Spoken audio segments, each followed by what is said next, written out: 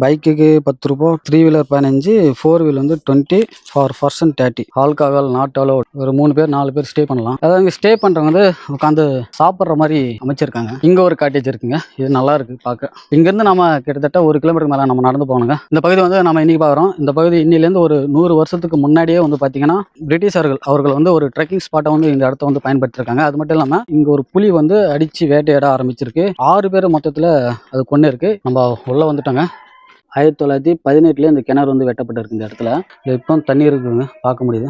இது பாவிக்காட லைன் நாங்கள் சொல்லியிருக்கோம் இல்லைங்களா. பாவின்னா கிணறுன்னு அர்த்தம் தமிழில். அது போகக்கூடிய வழி, அதுதான் கிணற்றுக்கு போகக்கூடிய வழின்னு சொல்லி அவங்க குறிப்பிட்டிருக்காங்க. அதனால தான் இந்த சாலை வந்து 100 வருடங்களுக்கு முன்பே இருந்திருக்கு. உண்மையிலே இந்த இடம் வந்து பார்த்தீங்கன்னா ரொம்ப கூலிங்காக இருக்குது, இருட்டாக இருக்குது.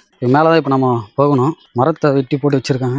மேலே தான் நம்ம ஏறி கடந்து வரணும். அங்கே குளிக்கிறாங்க ஒரு சில பேர். அங்கே ஆழமாக இருக்குமா என்னன்னு தெரியல, போய் பார்க்கலாம். பெரிய மரமே வந்து அடிச்சுட்டு வந்து இந்த இடத்துல நின்று இருக்குங்க. டேஞ்சர் ஜூன்னு போட்டுருக்காங்க. இந்த பக்கம் போகக்கூடாதான். தண்ணி பாருங்க எவ்வளோ கிளிஸ்டர் கிளீனாக இருக்குது. ப்ளூ கலரில் அப்படியே மாறி போச்சுங்க தண்ணி. இந்த இடத்துல தாங்க நல்லா கிளிஸ்டர் கிளீனாக இருக்குது. ப்ளூ கலரில் நம்மளால் பார்க்க முடியுது. அது மட்டும் இல்லாமல் கொஞ்சம் டீப்பாக இருக்குது, ஆழமாக இருக்குது. 6 அடிக்கு மேலே ஆழமாக இருக்குது.